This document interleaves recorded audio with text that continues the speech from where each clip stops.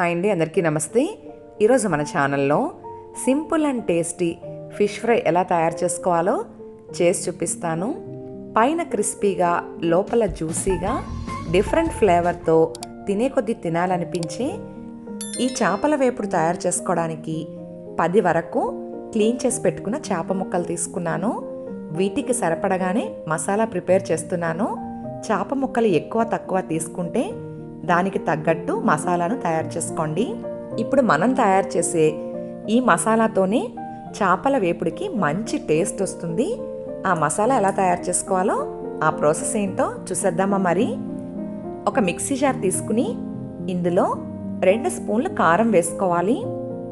అలాగే రుచికి తగినంత సాల్ట్ వేసి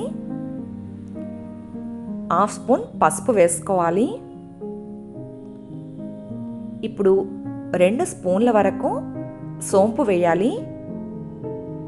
1 స్పూన్ మిరియాలు వేసుకుని 2 ఇంచుల అల్లం ముక్కను కట్ చేసి వేసుకోవాలి. ఒక 20 వరకు వెల్లుల్లి రెమ్మలు వేసుకుని 10 నుంచి 15 పచ్చిమిరపకాయలు వేసుకోవాలి. పచ్చిమిర్చి పెద్ద సైజు అయితే 10 వేసుకోండి, చిన్నవైతే నేను 15 వరకు వేసుకున్నాను. ఇప్పుడు కొద్దిగా కరివేపాకు వేసి గ్రైండ్ చేసి తీసుకోవాలి.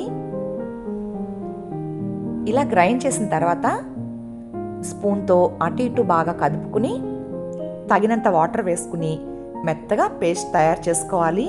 అంతకంటే ముందుగా ఒక నిమ్మకాయ నుంచి రసం వేసుకోండి. నేనైతే లెమన్ క్యూబ్స్ వేసుకుంటున్నాను. మీ దగ్గర ఫ్రెష్ లెమన్ ఉంటే ఒక నిమ్మకాయ పిండి వేసుకోండి. అలాగే తగినంత వాటర్ వేసుకుని బాగా మెత్తగా పేస్ట్లా తయారు చేసుకోవాలి. వాటర్ ఎక్కువ వేసుకుంటే మసాలా పలచగా అయిపోతుందండి. వాటర్ వేసేటప్పుడు చూసి వేసుకుని ఇలా మెత్తగా గ్రైండ్ చేసుకోవాలి. చూసారు కదా.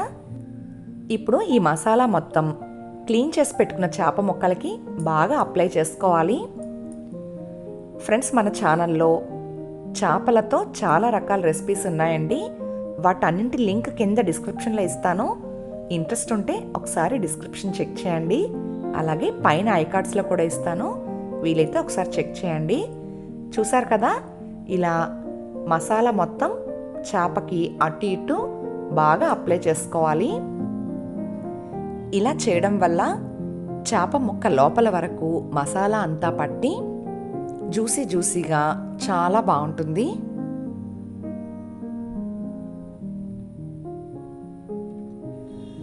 ఈ ప్రాసెస్ అంతా కూడా చేపల వేపుడు చేసుకునే 1 గంట ముందే తయారు చేసుకోవాలి. ఇప్పుడు మూత పెట్టి వీటిని 1 గంట పాటు పక్కన పెట్టి గంట తర్వాత ఫ్రై చేసుకుందాం. ఫ్రెండ్స్, 1 అవర్ అయితే అయిపోయిందండి. చేప ముక్కలు వేయించుకోవడానికి రెడీగా ఉన్నాయి. ఇప్పుడు స్టవ్ ఆన్ చేసుకుని ప్యాన్ పెట్టి 5-6 టేబుల్ స్పూన్ల ఆయిల్ వేసుకోవాలి. ఆయిల్ కాగకుండానే ఇలా కొద్దిగా కరివేపాకు వేయండి. ఆయిల్ బాగా వేడిగా అయిన తర్వాత కరివేపాకు వేసినట్టయితే అదంతా పైకి చిమ్మేస్తుందండి. అందుకోసం ఈ విధంగా ఆయిల్ కాగకుండానే కరివేపాకు వేసి కాస్త కాగిన తర్వాత ఇప్పుడు ముందుగా మనం తయారు చేసి పెట్టుకున్న చేప ముక్కల్ని ఇలా ఒక్కొక్కటిగా పెట్టుకోవాలి. నేను వీటన్నింటినీ ఒకేసారి వేయించుకుంటున్నాను.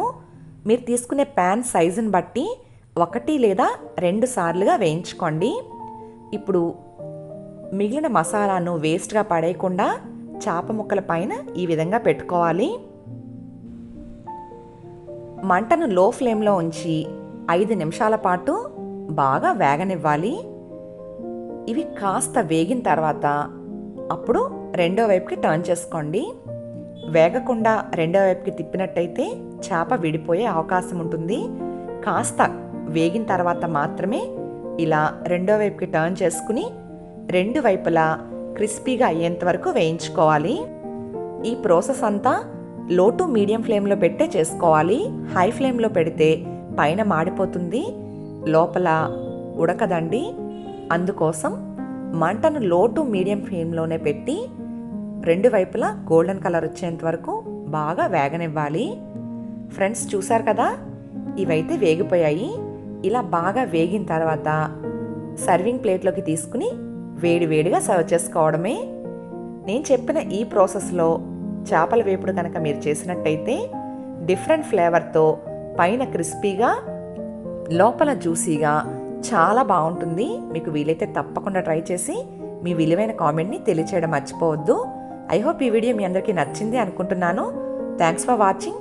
Please like, share, comment and subscribe to my channel.